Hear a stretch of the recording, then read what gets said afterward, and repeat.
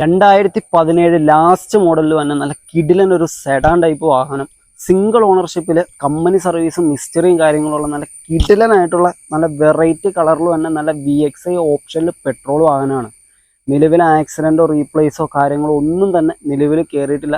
Showroom history കാര്യങ്ങളെല്ലാം തന്നെ available ആണ്. 4 പുതിയ ടയറും കാര്യങ്ങളും എല്ലാം കയറി തന്നെ. നിലവിൽ വേറെ പണിയും കാര്യങ്ങളും ഒന്നും നിലവിൽ ചെയ്യണ്ട, അത്ര ക്ലീൻ ആയിട്ടുള്ള നല്ല സിംഗിൾ ഓണർ വണ്ടിയായിട്ടാണ് ഇന്ന് കാർഫോർട്ട് വന്നിരിക്കുന്നത്.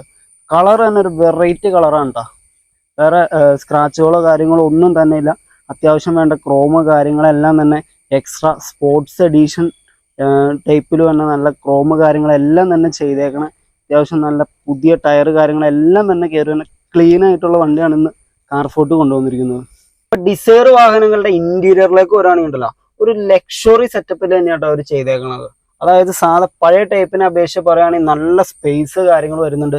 അതുപോലെ ഫീച്ചേഴ്സ് വരുന്നുണ്ട്. അതായത് ഡ്യുവൽ എയർ ബാഗ് വരുന്നുണ്ട്.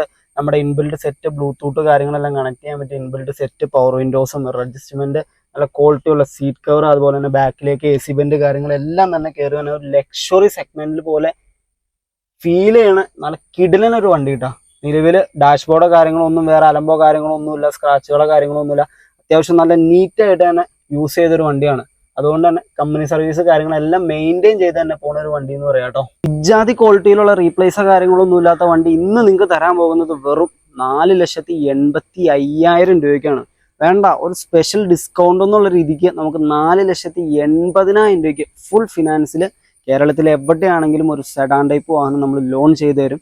നിങ്ങളോ നിങ്ങളുടെ ഫ്രണ്ട്സോ അല്ലെങ്കിൽ റിലേറ്റീവ്സിലുള്ള ആരെങ്കിലും വാഹനം നോക്കുന്നവരുണ്ടെങ്കിൽ, മെയിൻ്റെനൻസ് കുറവുള്ള വാഹനം നോക്കുന്നവരുണ്ടെങ്കിൽ ഈ വീഡിയോ ഒന്ന് ഷെയർ ചെയ്ത് കൊടുത്തോട്ടോ.